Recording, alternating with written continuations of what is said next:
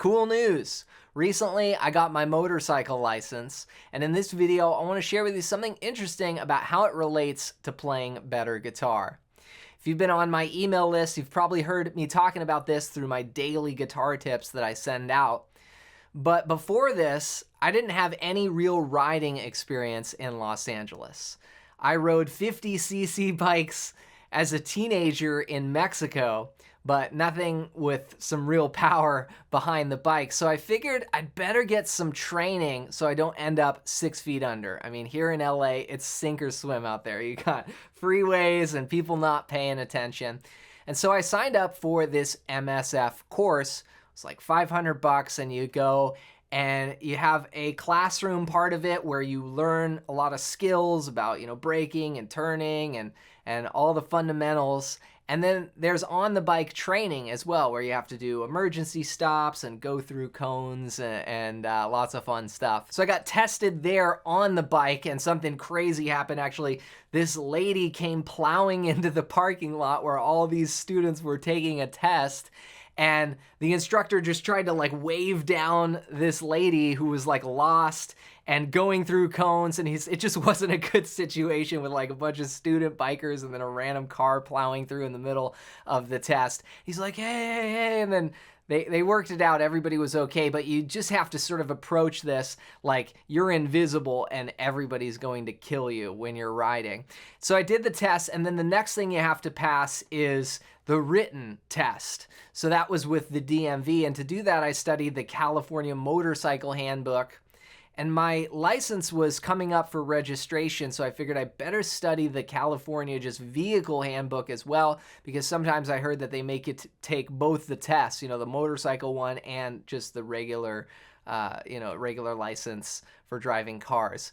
So as I went through all this, I started being reminded of the fundamentals of driving that I haven't actually thought about in decades. Things like space cushion, knowing the blind spots, being able to handle dangerous situations, and just awareness.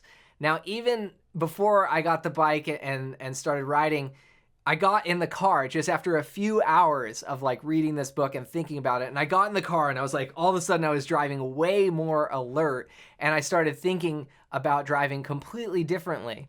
And I got mad at myself. I was a little angry because I was like, man, I've been so lazy with this. We get in automatic mode with driving, and it's really you could kill somebody, right, if you're not paying attention. So I was mad at myself for forgetting the fundamentals. But then as I started to brush up on them, it really just was almost like an instant game changer. And what's super crazy is on a bike, you got to be even way more alert, because people can look right at you in cars and you don't register. So you have to make sure that you're paying attention and looking 20 seconds ahead and planning an escape route at all times. And the same goes for guitar. Let's say you're playing a blues. You want to think about, well, what's the next chord change that's coming up? Or maybe you see a road sign, you hear a turnaround. You're lost, and then you hear a turnaround, oh, there's the sign, the route I want is this way. And the turnaround says, hey, we're going back to the top of the blues. And these things help you be aware of what's happening in the music, and you won't crash and burn. And players who master these fundamentals, even the people that were teaching this course that I took were really good riders. It was these two guys. They said they trained the people from Sons of Anarchy, which I guess they trained the actors here in LA. There's a lot of Hollywood actors. And so people come in and they say, I have to learn how to ride, to act out this scene.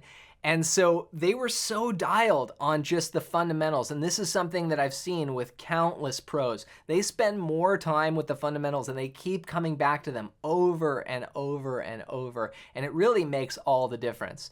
In fact, a lot of intermediate players get stuck because they've got gaps in those fundamentals, or they forget things, or they think, oh yeah, I got it. And then they try and go forward, but then they can't get past a certain way. And sometimes you got to go back to go forward. And one of those core fundamentals is knowing your blues scale in any key and anywhere on the neck. And if you've struggled with this, then go to johnmclennan.com/bluescales and grab my free blues scale PDF guide. This is going to show you the easiest and fastest ways to start mastering this anywhere on the fretboard. And it's completely free. Just go to johnmclennan.com/bluescales and grab that now as my gift to you. Hope you enjoyed this video. If you did, you might like this one next.